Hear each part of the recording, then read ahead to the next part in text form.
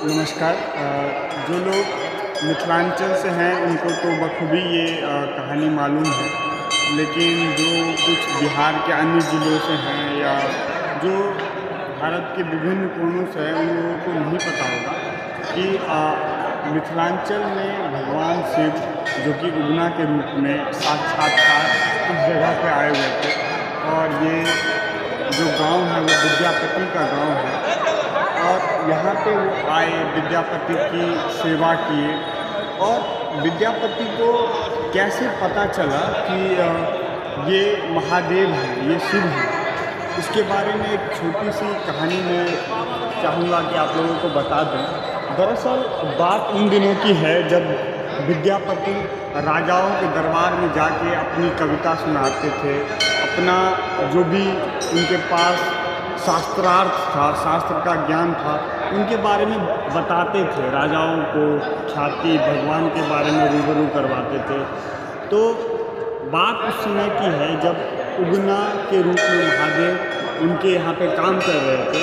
तो हुआ क्या कि एक बार वो जब राजा के दरबार में जा रहे थे सुनाने के लिए, तो माँ भगवती, माँ पार्वती जो कि काफ़ी नाराज़ हो जाती हैं कि अगर कोई उनसे भगवान शिव को अगर उनसे कोई छीनने की कोशिश करता है, और भगवान को वश में करने के लिए सिर्फ एक भक्त के पास ही ये शक्ति है, ये पावर है कि वो भगवान को भी वश में कर ले। और विद्यापति जो कि इतने महान दिव्य पुरुष थे, जो भगवान की इतनी आराधनाएं करते थे, इतनी पूजा करते थे कि भगवान शिव उन पे अपना एक समझ लीजिए कि जान न्यौछावर करते थे, अपना पूरा सर्वस्व देते थे।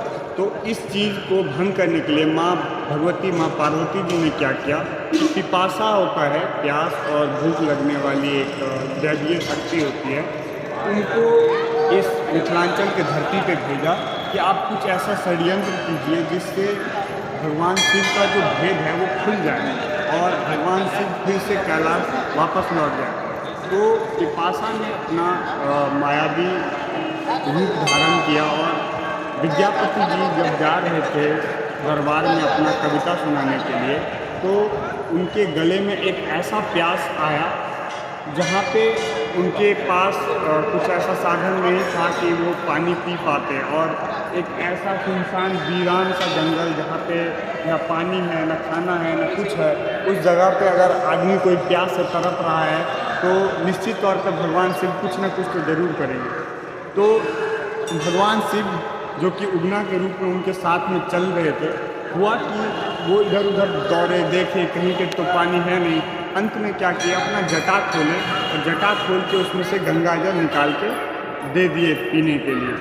और विद्यापति जो कि दिव्य पुरुष थे, वो नित्य गंगा जल का पान करते थे, नित्य गंगा जल पीते थे चंद्रामृत के तौर पे।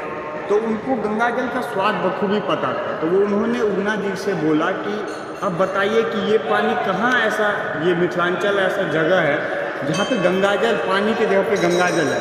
तो उगना जो कि बात को टटोल मटोल के बताने आ रहे, वहाँ से लाएँ, यहाँ से लाएँ।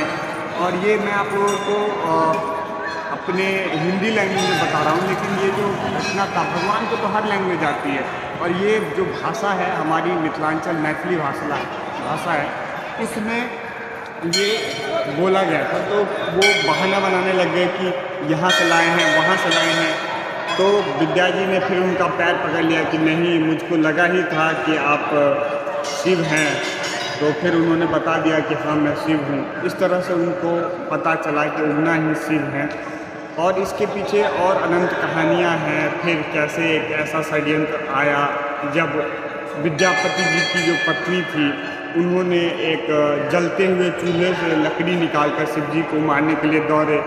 तो मुख्यतः मेन बात यह है कि शिव जी ने बोला था कि आपको तो पता चल गया, लेकिन दुनिया को नहीं पता चलना चाहिए कि मैं शिव हूँ। तो ये बात राज रखिएगा, जिस दिन ये राज बाहर आ जाएगा, मैं स्वतः ये मिथिलांचल छोड़ के, ये आपका गांव छोड़ के चला जाऊंगा।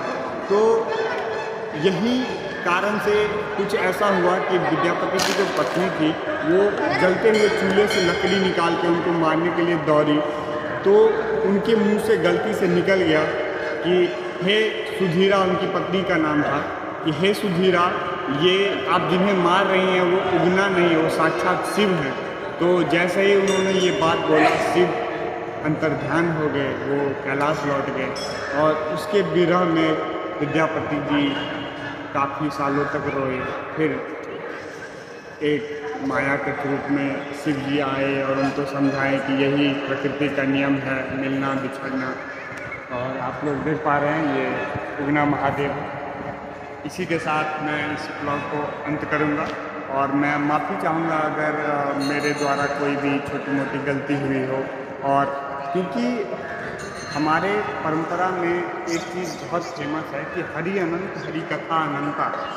तो यहाँ पे शिव अनंत हैं, उनके कथाएँ अनंत है और जो हम लोग अपने दादा परदादा पूर्वजों से सुनते हुए आए हैं वही मैं आप लोगों को बता रहा था। आप लोग देख लीजिए एक बार कैसा है ये नज़ारा उगना महादेव भवानीपुर।